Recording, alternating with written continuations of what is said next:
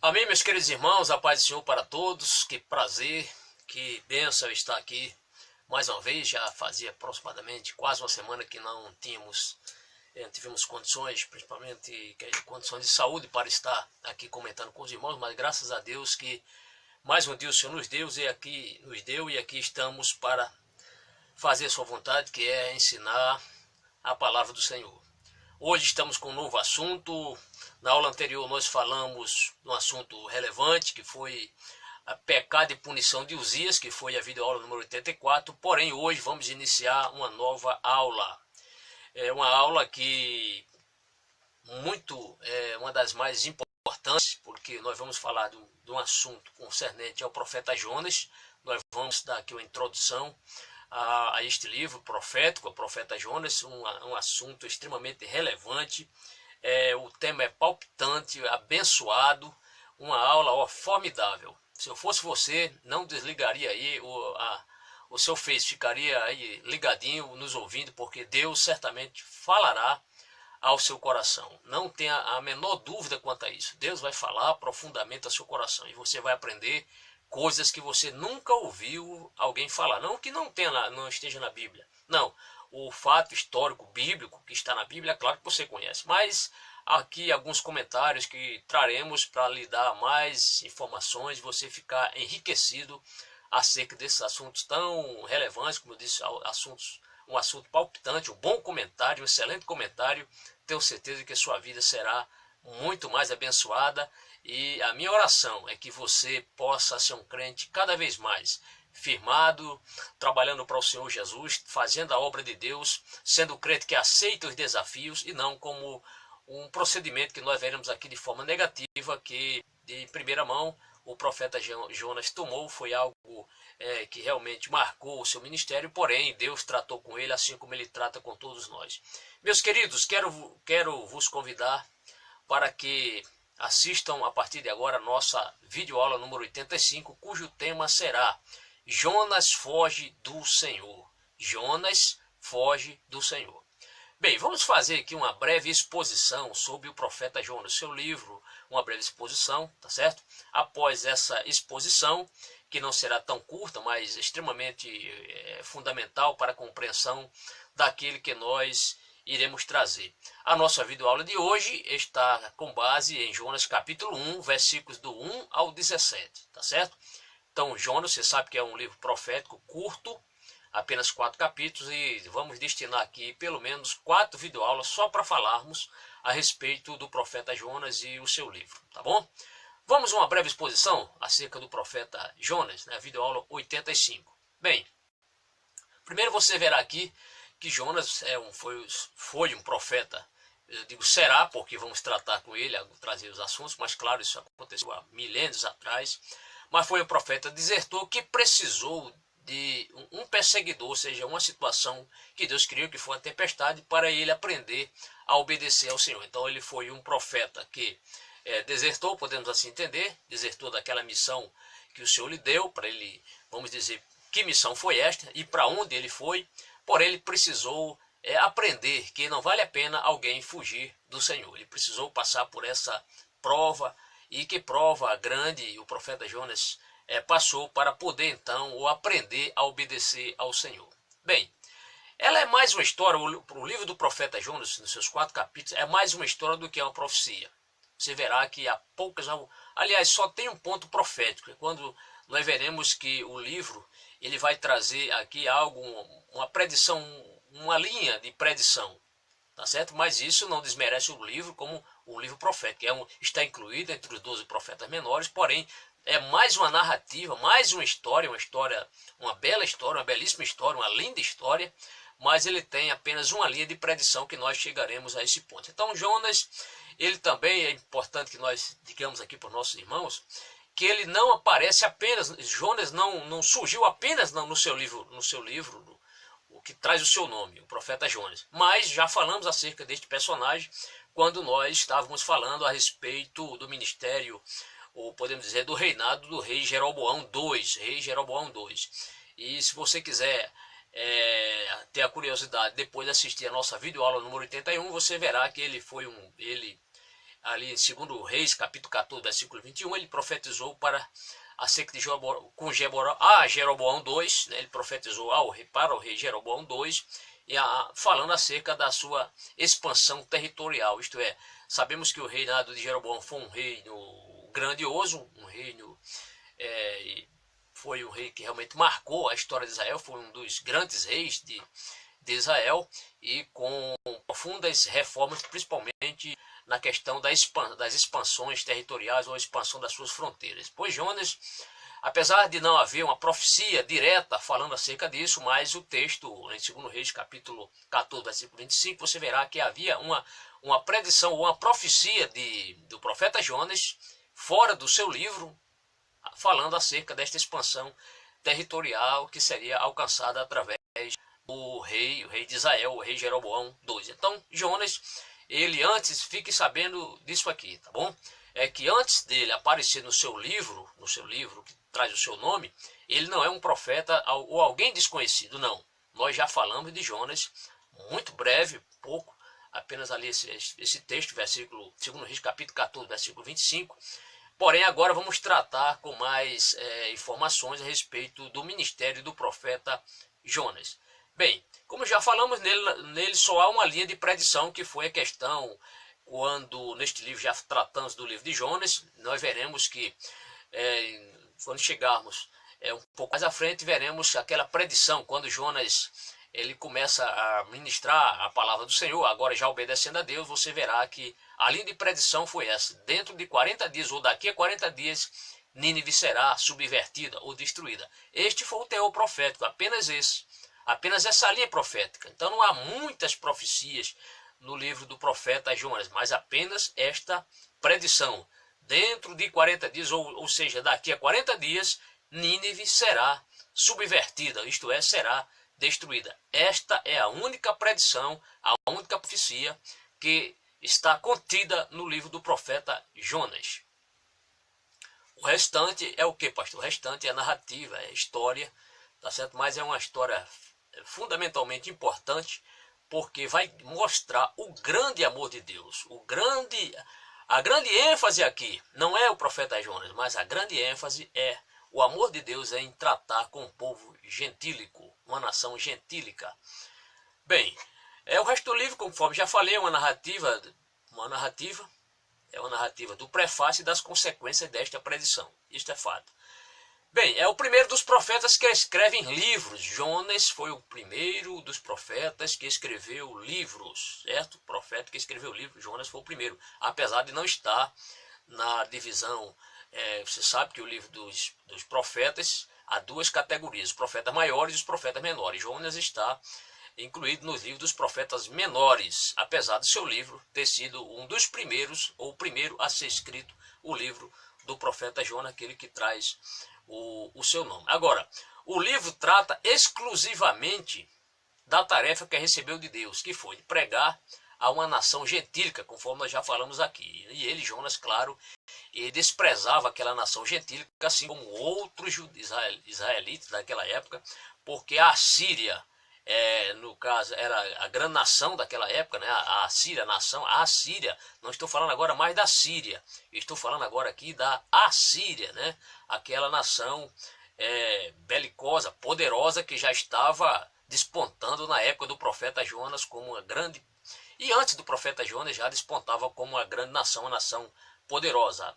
A Assíria, que ficava aproximadamente a 805 quilômetros a nordeste de Israel. Então estava bem longe esta nação chamada Assíria de Israel, cerca de 805 quilômetros a nordeste de Israel. Se você tem um mapa bíblico e quiser dar uma olhada, você verá a cidade de Nínive ali, né? Depois ali do rio Tigre, tem o rio Eufrates, um pouco mais aqui ao norte, mais ao sul o rio Tigre, e um pouquinho mais ao sul, seguindo na região aqui, podemos dizer noroeste, você vai ver Nínive, né? Mas na verdade estava nordeste. Nínive, em relação a Israel, estava nordeste de Israel, uma distância bem considerável, 805 quilômetros.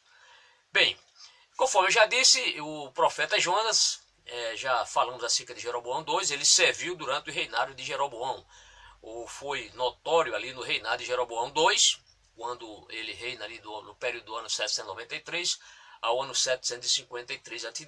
E também no período de Uzias, né? Uzias, que foi o rei ali do sul. Aliás, tanto Amós como Jonas profetizaram no período desses dois reis. Isso é importante, essa informação. Por quê? Quando nós terminarmos de comentar os 4 capítulos de Jonas nas próximas 4 videoaulas, incluindo esta, nós iremos já entrar no ministério do profeta Amós, que também viveu durante o período desses dois reis, tanto de Jeroboão II, do reino do norte, como do rei Uzias, no reino do sul. Então, fundamentalmente, vamos falar acerca destes dois reis, destes dois profetas, certo? Que profetizaram no período desses dois reis. Então você pergunta agora, pastor, então o senhor está iniciando agora o profeta Jonas porque neste momento, no período dessa profecia, Jeroboão estava reinando? Era de fato, Jeroboão II estava reinando em Israel quando Jonas recebeu essa comissão de Deus para ir pregar a nação chamada Assíria, ali na cidade de Nínive. Bom, Jonas é apontado também como provável autor deste livro. Isto aí, a maioria dos intérpretes, comentaristas são conclusivos quanto a isso. Eles apontam que com certeza foi o provável autor desse livro. E assim como Moisés e outros escritores que eles mesmos escreveram acerca das suas falhas, seus pecados, o livro de Jonas também não eximiu, também não escondeu o seu pecado. Aqui ele coloca a sua falha, a sua ida, né, no sentido contrário. Deus mandou ele para uma região e ele foi para outra. Nós veremos isso aqui daqui a pouco, tá certo? Então, o livro, por quê? Porque esses livros, tanto os livros escritos por Moisés e por outros profetas, por Davi, porque essas falhas desses homens ficaram escritas na Bíblia? Sabe por quê? Para que a glória seja de Deus, para que a verdade sempre prevaleça e para que Deus, na sua sabedoria, na sua essência divina, na sua palavra, que é a verdade, ela não esconde de fato algum essas falhas desses grandes homens. Por quê? Porque nós sabemos que a perfeição só está em Deus, só está em Cristo. Os demais homens foram falhos, assim como eu e você. Mas isso, de forma alguma, é demérito, né? Serve ou seja, sirva para menosprezar ou diminuir este livro. De forma alguma. Ao contrário, esse livro é um livro que glorifica o amor de Deus. Então, Jonas é apontado como provável autor deste livro. Então, veremos que Jonas foi um profeta relutante. Veremos que ele era um homem relutante, né? Recebeu a missão,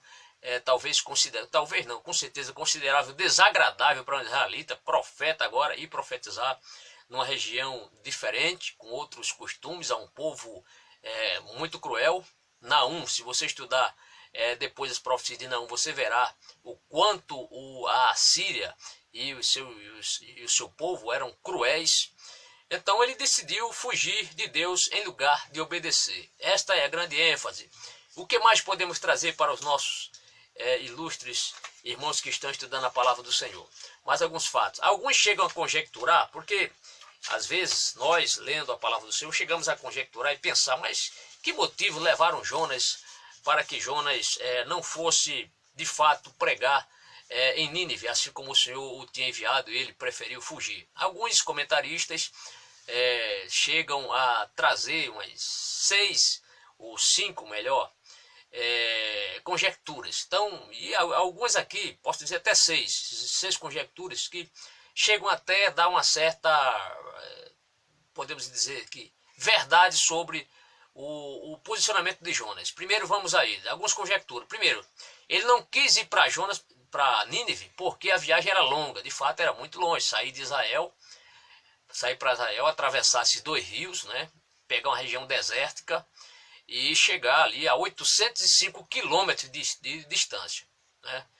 Então ele prefere pegar contra azimuth, a direção contrária. Então, alguns conjecturam que ele não quis ir a Nínive porque a viagem era longa. Outra conjectura, ele temia que a sua vida fosse sacrificada lá quando estivesse pregando para aquele povo, porque ele ia pregar uma mensagem de juízo divino, e não seria fácil os ninivitas aceitarem ali de bom grado, segundo ele poderia ter pensado, esta mensagem de um profeta de Israel pisando na sua terra para dizer que aquela cidade ia ser destruída. Então seria um intruso profetizando no meio de um povo inimigo. Então talvez por isso ele pode até ter pensado nessa situação.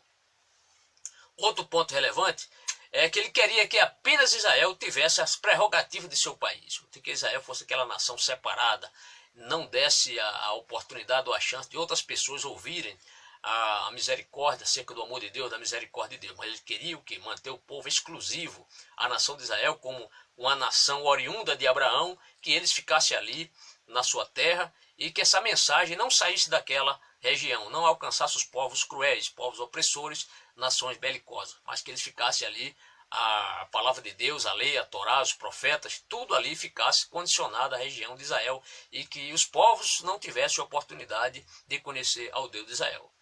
Ele não queria que qualquer outra nação compartilhasse a honra da revelação divina, conforme já disse.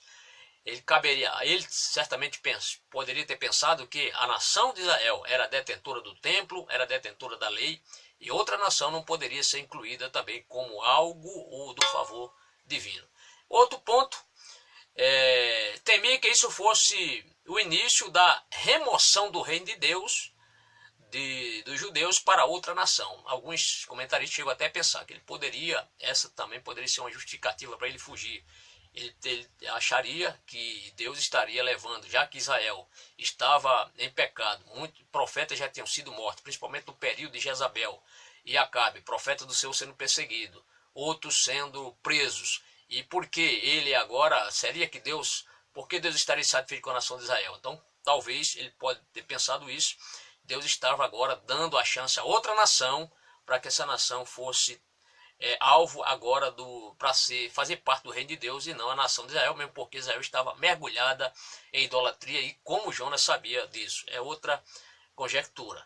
Bem, mas a mais real, a mais e fundamentalmente bíblica é que está, quando nós chegarmos em Jonas capítulo 4, versículo 2, nós veremos que ele previu que os ninivitas iriam se arrepender. Esta é a grande ênfase.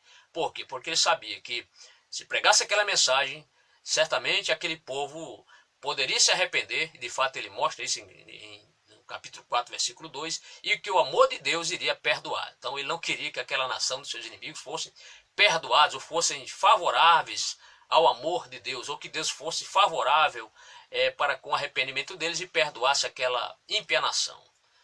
Bem, e aqui, amados, quero ainda dizer que ainda que o seu livro não descreva de forma clara as maldades dos ninivitas, quando estudarmos, conforme já falei, o livro de Naum, isso tornará muito mais claro quando chegarmos lá.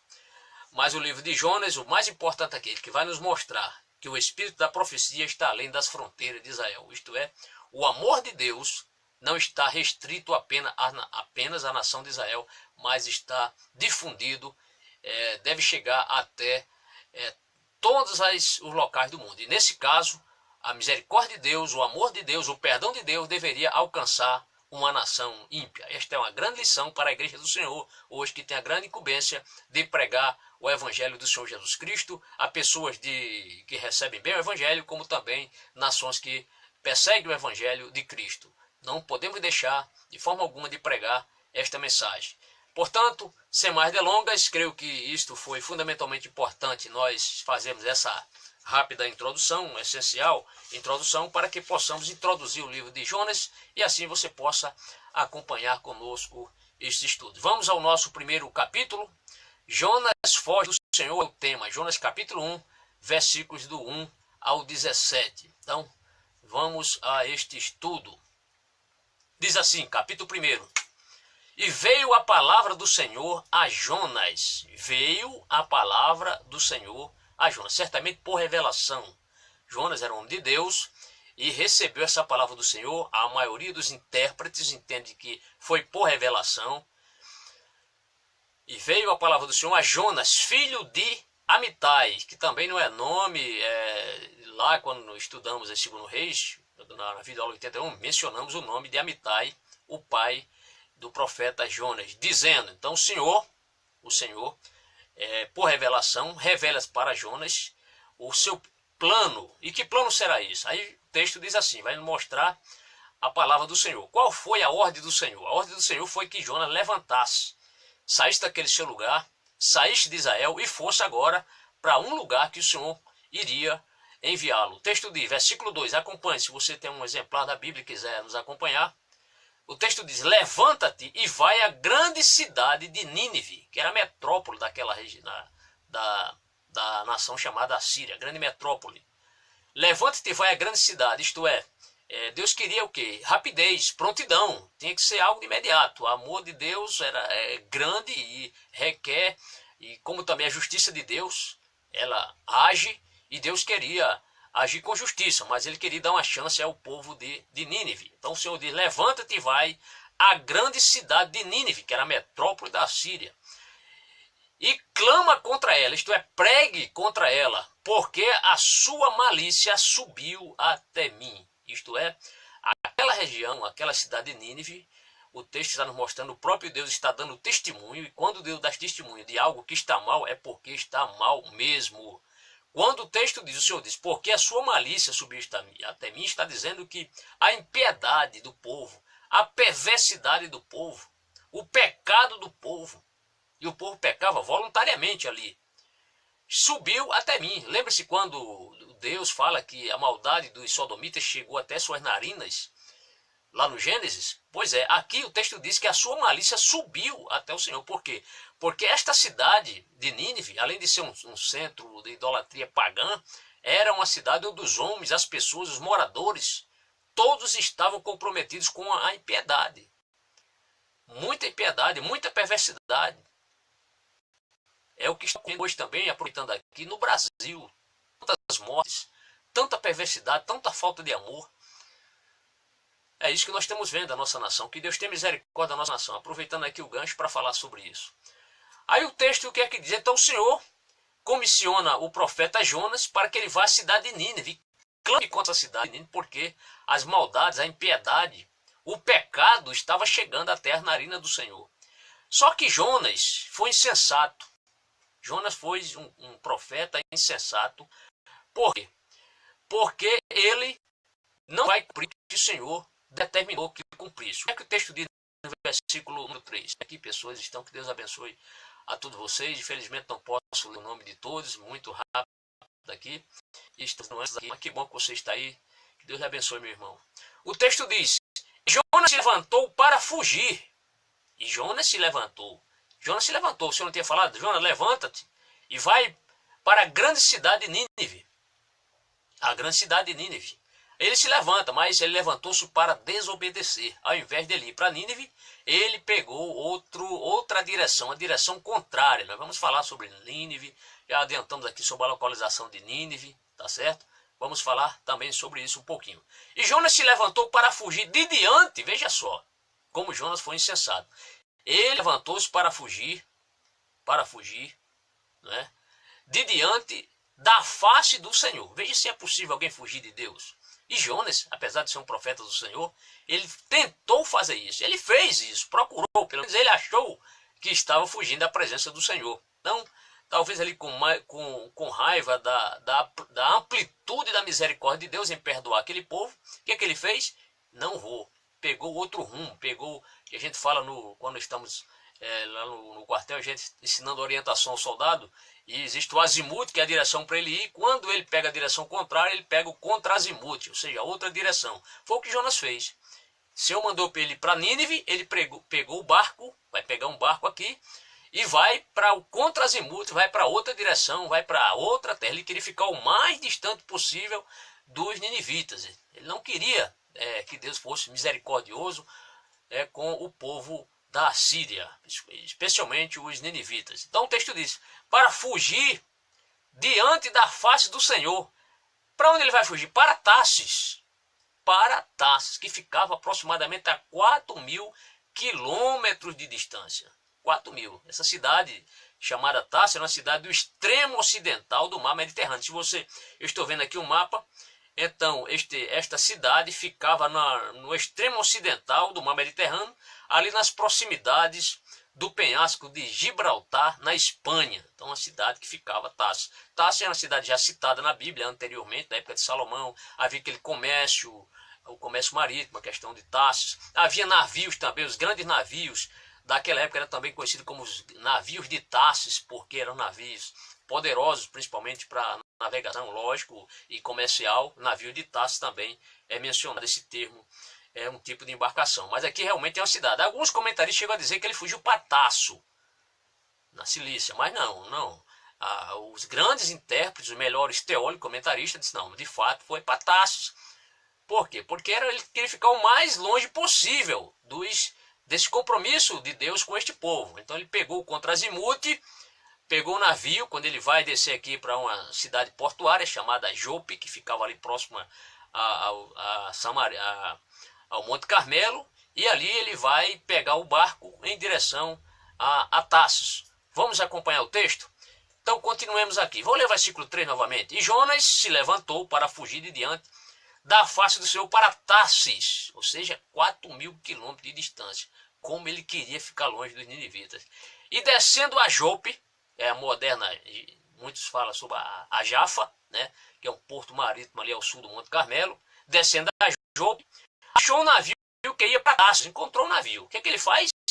Com o dinheiro do bolso, ele paga então sua passagem, o texto diz, pagou, pois, a sua passagem, isto é, ele estava consciente que estava fugindo, que ele pagou para fugir, e desceu para dentro dele, para ir com eles para Tarsis, de diante da face do Senhor. Quando você lê na Almeida Revista Corrigida essa expressão de diante da face do Senhor, não fica muito claro, mas você vai em outra versão e ele ajuda, ele vai mostrar, quando o texto diz de diante da face do Senhor, está dizendo o seguinte, ele ia fugir, ele estava saindo ali com destino para fugir da presença do Senhor. Então, ele estava fugindo de diante da face do Senhor. Estava ali saindo da presença do Senhor, pensando ele que estava fugindo de Deus, mas não estava fugindo coisíssima nenhuma, que Deus, os olhos do Senhor, olham todos os moradores da terra. Tá bom? Já o versículo número 4, o texto vai nos mostrar que Deus fará ali um bloqueio, ou seja, vai colocar ali uma barreira marítima, mandando ali um forte vento, para que aquele vento possa resolver, ou pelo menos possa agitar as ondas e não deixar Jonas chegar até o destino que ele pensara chegar. O texto do versículo 4, amados, assim expressa, mas o Senhor, veja só, mas o Senhor, aqui é a soberania de Deus. Deus, ele é um Deus que tem o controle de todas as coisas, não é diferente do deísmo. O deísmo diz que Deus abandonou os seres humanos aos cuidados das leis naturais, mas o teísmo mostra que Deus, ele continua presente, né? Ele recompensa, ele instrui, ele pune, tá certo? Deus é Deus presente, Deus é um Deus imanente, está presente e próximo às suas criaturas. Então Deus, o texto diz, mas o Senhor mandou ao mar um grande vento, né? E se você ler Provérbios capítulo 30, versículo 4, você verá que Deus realmente ele junta os ventos nos seus punhos. Então Deus, quando foi abrir o Mar Vermelho, ele enviou o vento, forte vento, que soprou naquela noite sobre as águas, e as águas foram abertas. Deus usou o vento. E aqui, novamente, Deus usa o vento a seu favor.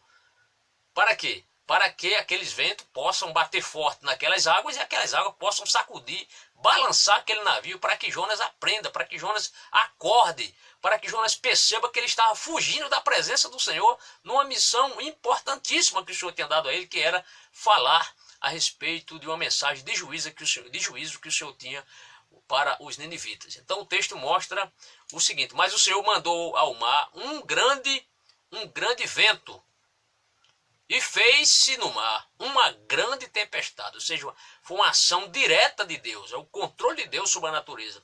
E o navio estava para quebrar-se, isto é, o texto vai nos mostrar que ele praticamente ia se quebrar esse navio, mas não era o objetivo de Deus quebrar o navio, porque Deus queria dali dar uma grande lição para o profeta Jonas.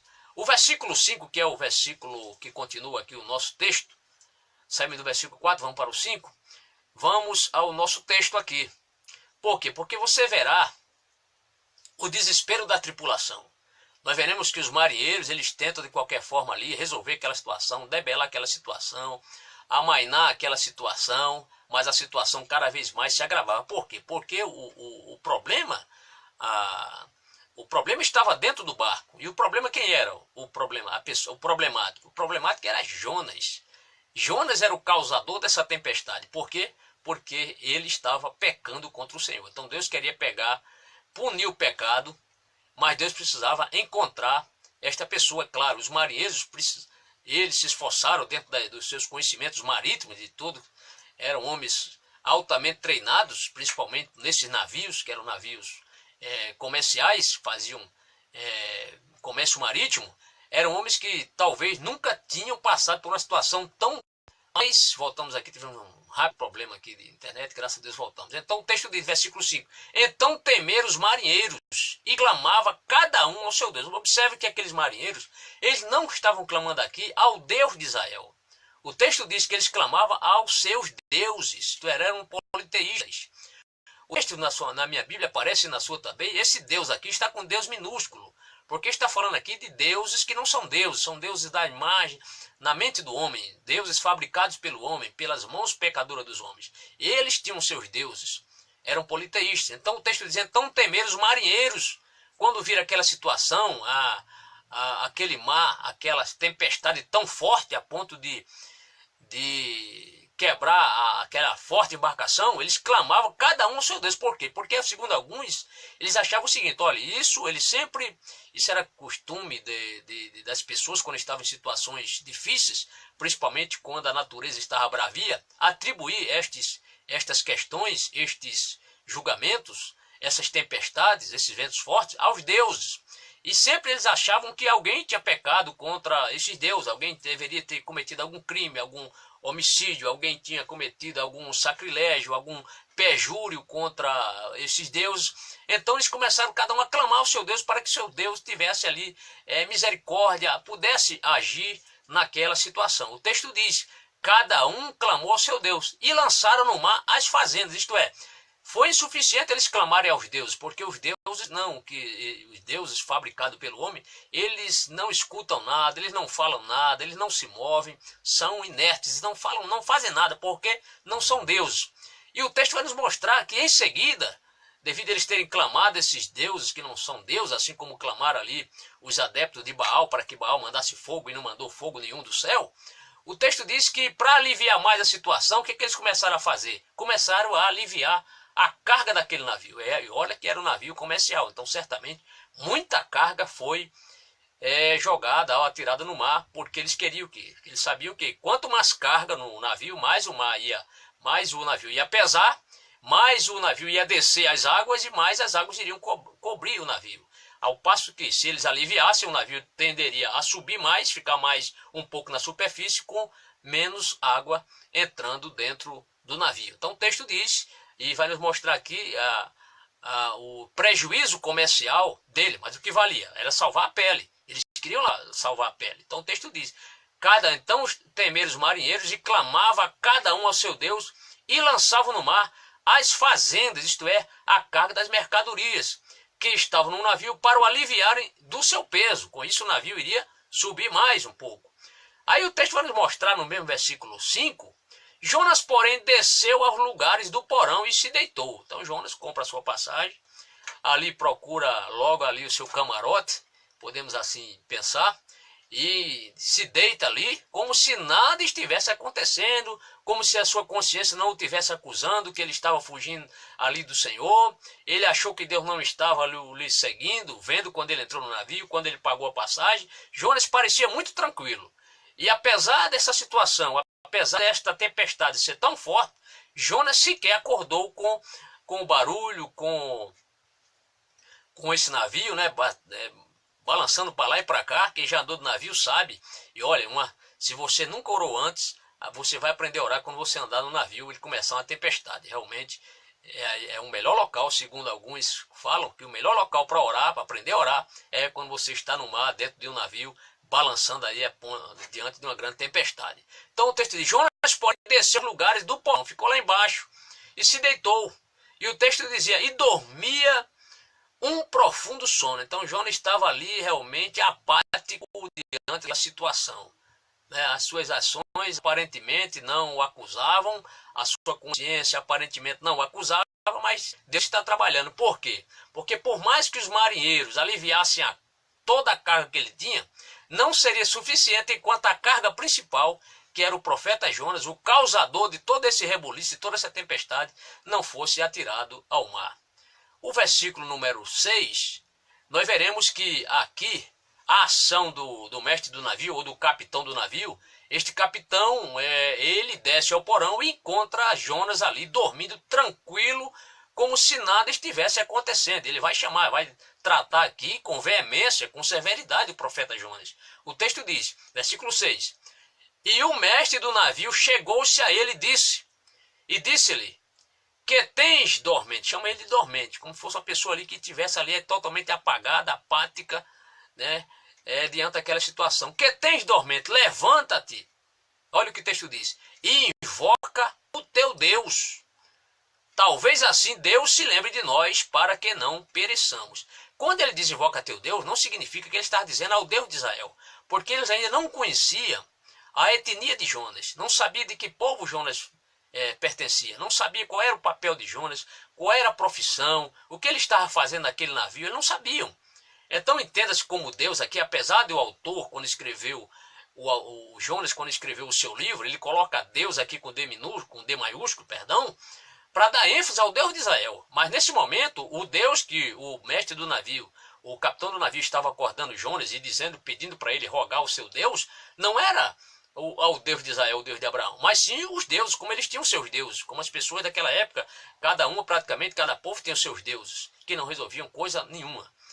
Mas devemos entender assim. E ele diz, talvez assim Deus se lembre de nós, para que não pereçamos. Então, ele faz aquele convite ali, e chamando Jonas para ir até o convés, ajudar a eles, para que ele também fosse ali dar a sua parcela de ajuda àqueles marinheiros, a tripulação deste capitão.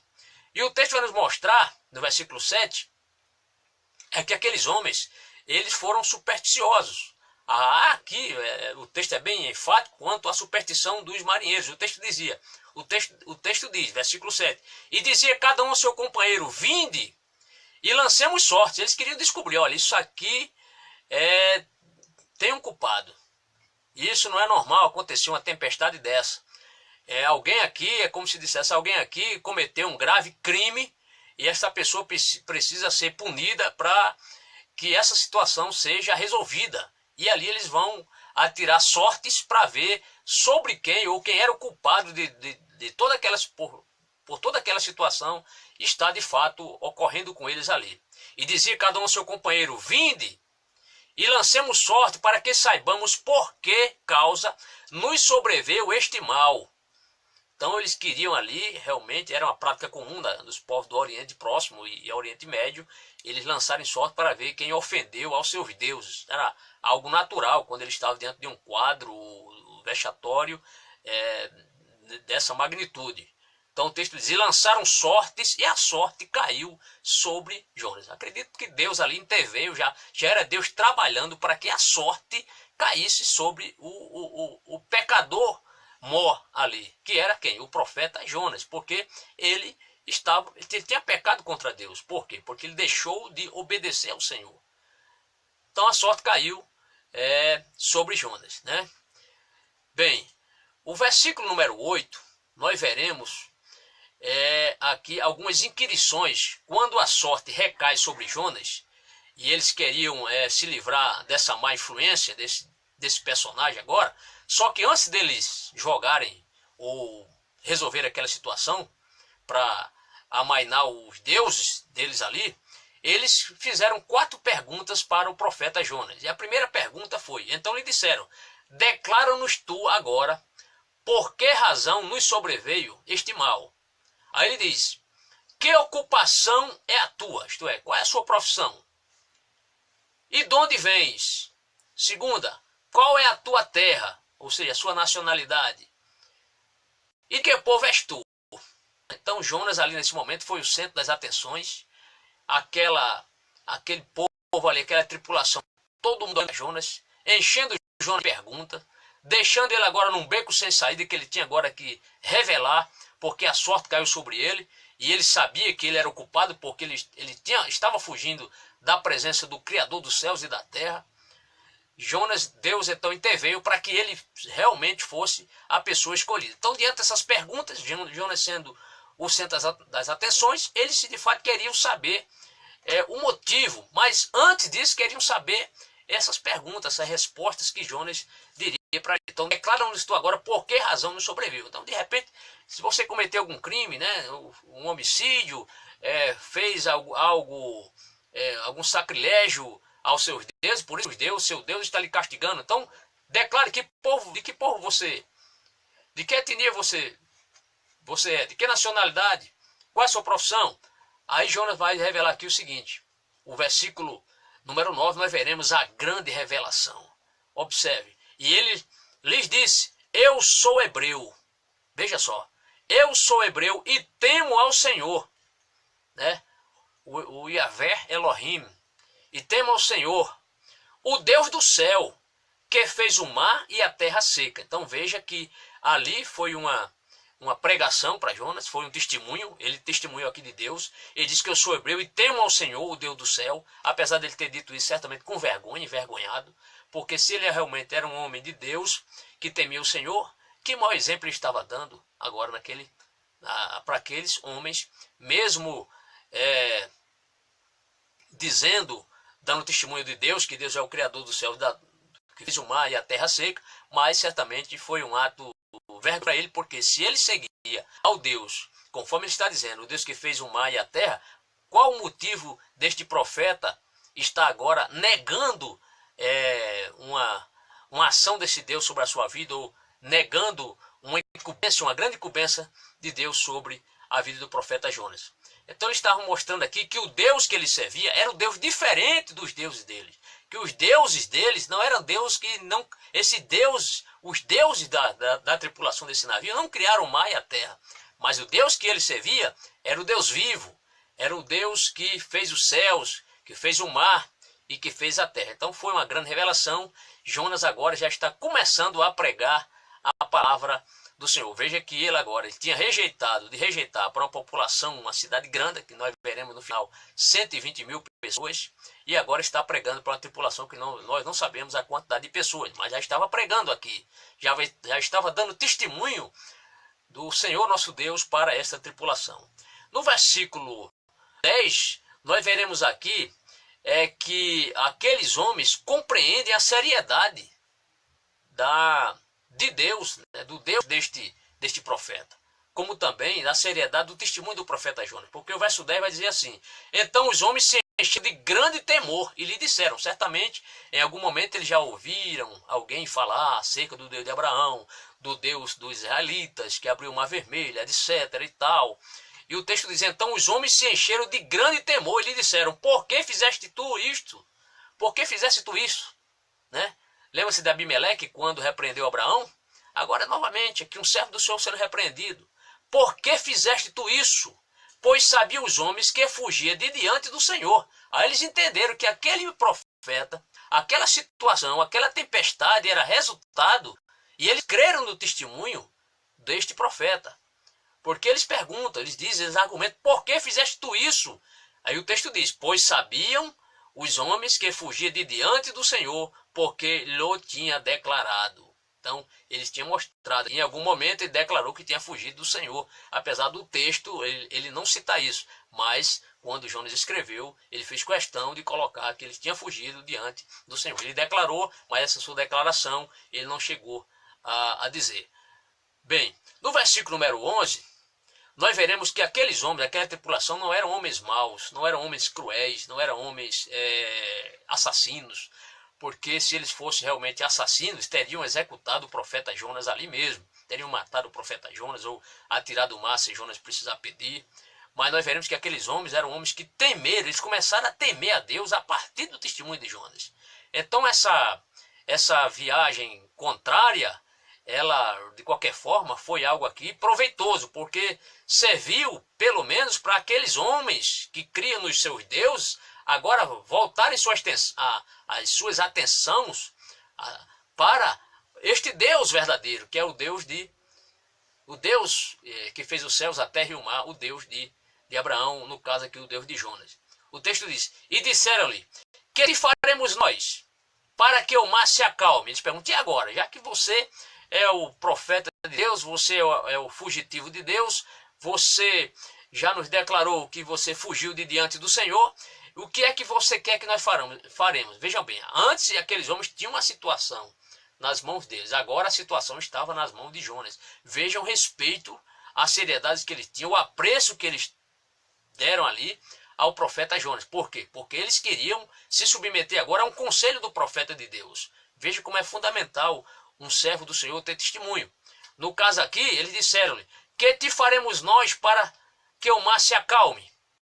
Porque o mar, o texto diz, porque o mar se elevava, engrossava cada vez mais. Apesar de Jonas já ter revelado a sua etnia, o que ele estava fazendo, que era fugir de diante do Senhor, o mar cada vez mais estava agitado. Por quê? Porque a carga principal era Jonas. E Jonas precisaria sair daquele barco imediatamente para que essas vidas aqui fossem salvas. Por isso que esse texto aqui, o Jonas, nesse caso aqui, ele é um tipo de Cristo. Por quê? Porque Jonas vai ser atirado ao mar para que essas vidas sejam preservadas.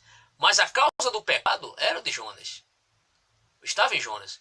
E Jesus, ele precisou morrer na cruz do Calvário para que muitas, milhões e milhares de pessoas fossem salvas. Mas o pecado não era de Jesus, o pecado era do povo. Isto é muito bom, é fundamental falar aqui esse interponto, né? Mostrar aqui essa disparidade, essa situação aqui entre Jonas e Jesus. Mas Jonas foi um tipo de Cristo também. Então o texto diz: e disseram-lhe, que te faremos nós para que o mar se acalme? Porque o mar se elevava e engrossava cada vez mais. Isto era, pedir a ele uma sugestão. Jonas nos deu uma sugestão. O que é que a gente vai fazer com você agora? Aí Jonas dá então a estratégia. O que é que ele fala? E ele disse-lhe: levantai-me e lançai-me ao mar. Então veja que Jonas dá essa estratégia, né? Dá essa estratégia aos homens. Aí o texto diz: e ele lhes disse: levantai-me e lançai-me ao mar. Foi essa a orientação dele. E o mar se aquietará. Então Jonas diz: olha, vocês vão me jogar no mar. Interessante é que Jonas não pulou, né? Ele queria que os homens o executassem. Assim como Jesus também, ele não se matou. Não, Jesus ele foi morto pelos homens. Jonas aqui, e pede que os homens o atirem, né? Que os homens joguem ele no mar. O texto diz: e o mar se aquietará. Né?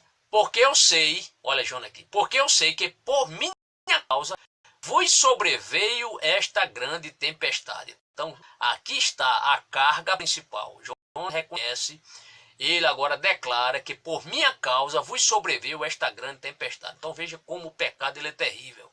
O pecado ele tem que ser banido da vida de uma pessoa. Aqui estava a causa do pecado. Se o pecado não fosse atirado ao mar, aqueles homens certamente iriam sucumbir no mar, todos eles. Porque o pecado ele é terrível. Ele destrói famílias, o pecado destrói nações, o pecado destrói até igrejas, se não vigiarem. E aqui Jonas está mostrando que ele era a causa de toda aquela inquietação do mar. Mas ele dá estratégia. Me lance no mar e o mar se aquietará, porque eu sei que por minha causa vos sobreveio esta grande tempestade. Então, ele está disposto ali a dar a sua vida para salvar aqueles marinheiros. Então, aquele peso morto que estava no navio e precisava sair dali imediatamente, senão todos iriam sucumbir. Bem, no versículo número 13, nós veremos que aqueles homens tiveram compaixão com Jonas. Como nós já falamos anteriormente, aqueles homens não eram homens homicidas, não eram homens cruéis, não eram homens insensatos, eram homens que temiam seus deuses falsos, mas eram religiosos. Mas o texto mostra no versículo 13 que aqueles homens sentiram uma compaixão profunda por Jonas. Porque o texto diz, apesar de Jonas já ter declarado: olha, me jogue no mar e essa situação vai ser resolvida. O texto vai nos mostrar aqui: entretanto, os homens remaram, esforçando-se por alcançar a terra. Quer dizer, eles ainda por grande estima, por grande consideração, entendendo que aquele profeta era um homem de Deus, um profeta de Deus, eles não quiseram arriscar ou jogar aquele profeta do Senhor sobre o mar. Certamente eles pensavam que a justiça divina viria sobre eles e iria acusá-los de terem pecado contra o profeta do Senhor, matando o profeta do Senhor. Então eles tentaram, mesmo ouvindo essa sugestão de Jonas, eles tentaram salvar Jonas, colocando Jonas, remando com aquele barco para que Jonas chegasse ali ao seu destino, quem sabe mais próximo à praia ali. O texto diz: entretanto os homens remavam, esforçando-se por alcançar a terra, mas tudo inútil, esforço inútil. Esforço humano, amigo, para expulsar o pecado do coração do homem é inútil. Por mais que você faça, é inútil. A carga deve ser aliviada. O pecado deve ser desfeito, deve ser jogado fora de uma vez só. E Cristo é capaz, sim, de pegar o seu pecado e lhe perdoar, né? Limpar você do seu pecado. Agora você precisa, pare de remar. Tem muita gente remando agora, nesse momento, tentando resolver, tentando sair das armadilhas do diabo.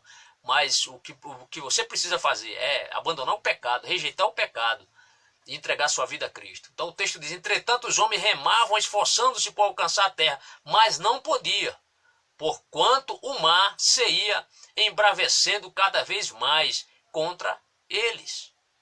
Certo? Então, por mais boa vontade que eles tivessem ali com Jonas, por mais compaixão que eles tiveram ali por Jonas, respeitando, conforme já falamos aqui, por ser um profeta de Deus, eles não queriam ter esta culpa de Jonas, no caso de um afogamento, eles serem culpados em matarem um profeta do Senhor, mesmo pedido de Jonas, eles não queriam que aquele sangue inocente recaísse sobre eles. Aí nós veremos. O texto vai nos mostrar aqui o desespero aqui dos marinheiros. O texto diz, versículo 14, então clamaram ao Senhor e disseram: ah, Senhor, olhe que agora eles não estão clamando mais aos deuses. No versículo anterior, quando nós lemos, eles clamavam aos seus deuses para que os deuses viessem resolver aquela situação. Mas agora, já como resultado do testemunho do profeta Jonas, aqueles homens começaram a crer no Deus de Jonas. E eles agora estão clamando ao Deus verdadeiro. O texto diz, então clamaram ao Senhor. Observe na sua Bíblia, no S maiúsculo.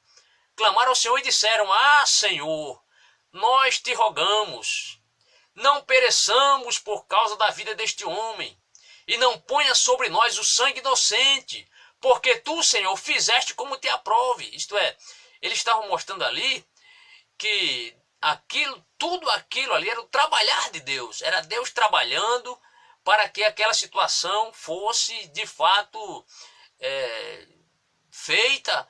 Tudo aquilo que estava acontecendo era porque Jonas estava desobedecendo ao Senhor, e Deus tinha mandado aquela forte tormenta, aquela forte tempestade. Os marinheiros entenderam isso, que Deus estava no controle de tudo, mas que Deus poupasse eles de um castigo. Esses marinheiros, se eles jogassem Jonas, Deus tivesse misericórdia deles e não levasse isso em conta e não os castigasse. Então veja que aqueles homens, eles creram no testemunho do profeta Jonas, porque as evidências eram mais do que claras diante deles. A tempestade, a própria declaração de Jonas.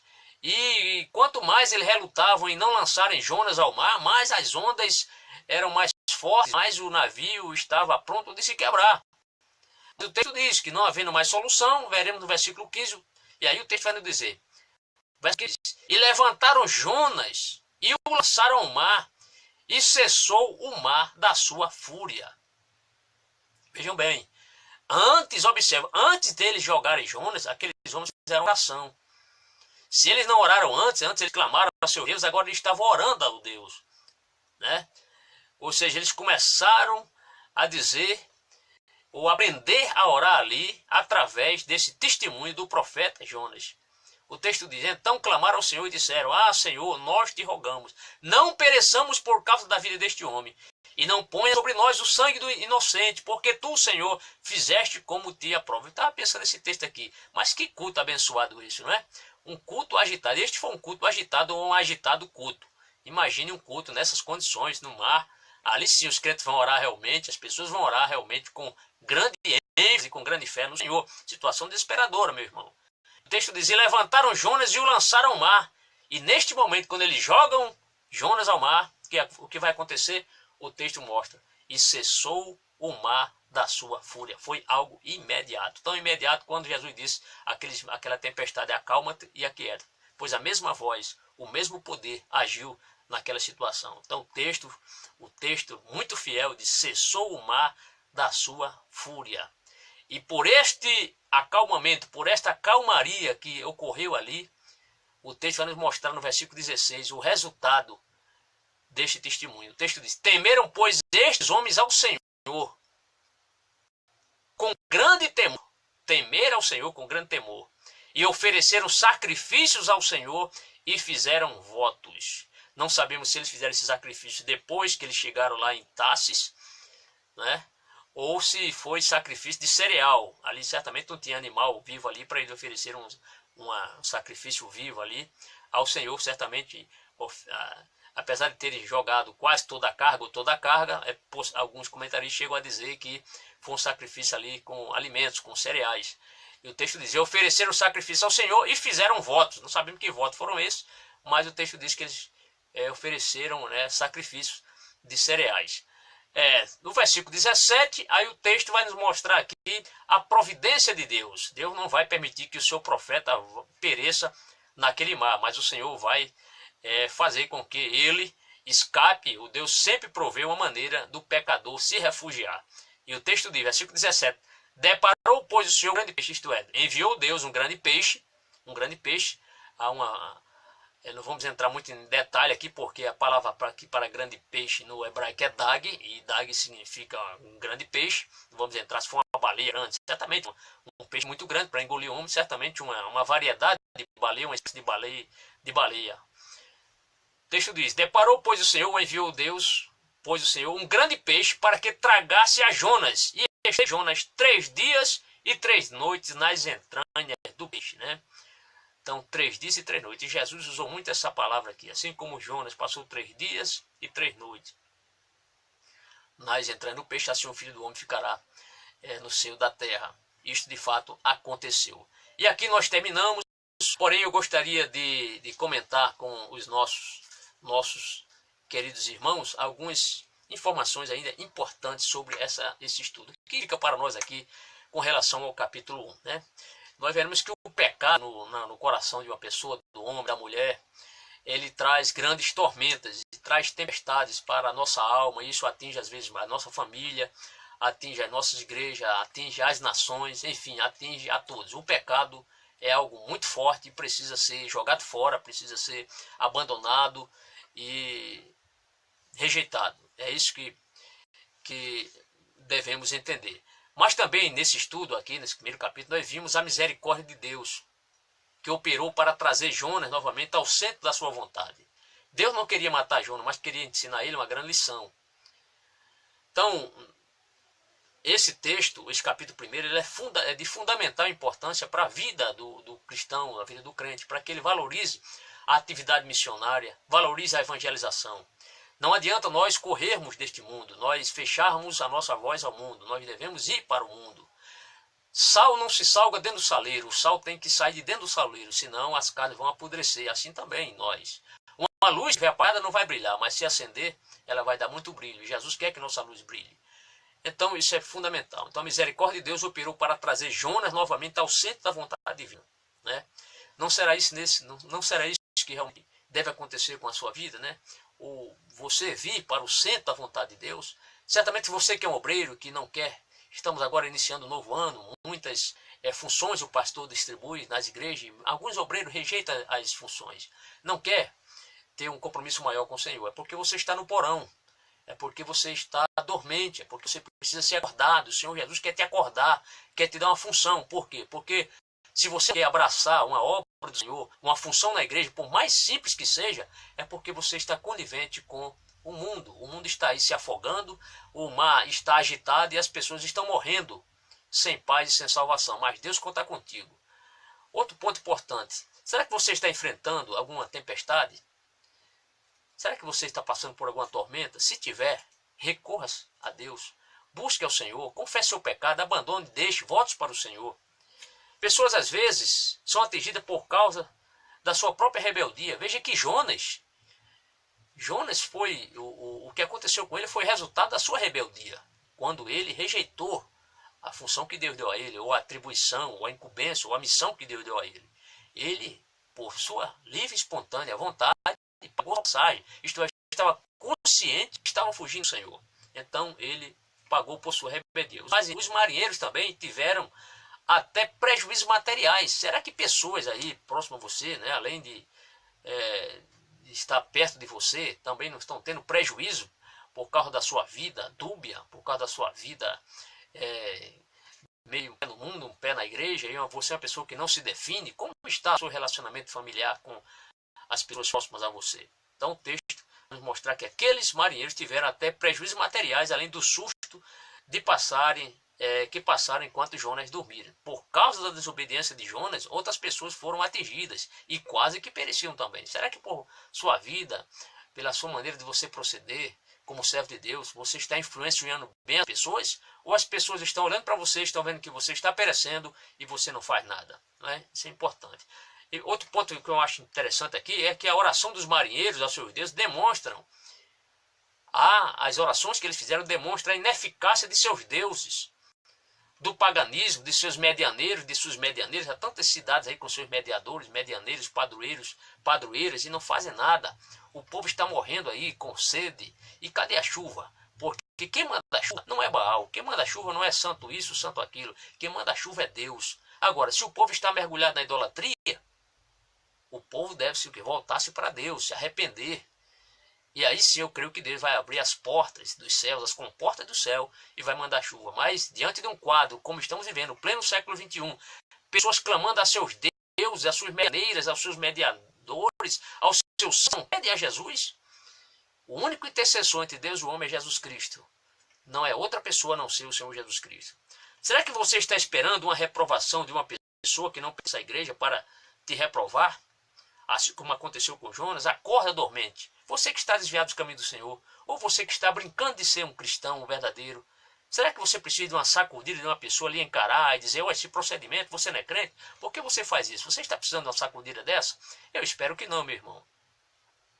E não culpe os outros por sua queda ou fracasso. Veja que Jonas, quando confrontado, ele admitiu. Admita que a falha foi sua, admita que a falha não é da igreja. Pessoas às vezes começam a culpar pastores, começam a culpar a igreja, ou a irmãos, ou tal departamento, tal líder, por isso e aquilo, e desiste da igreja. Isso não é motivo. Admita que a falha é sua, admita que o pecado é seu, e só com essa possibilidade de você admitir, e assim como aconteceu com Jonas, a situação foi resolvida, a questão de Jonas. E não espere que a sorte recaia sobre você, assim como Jonas.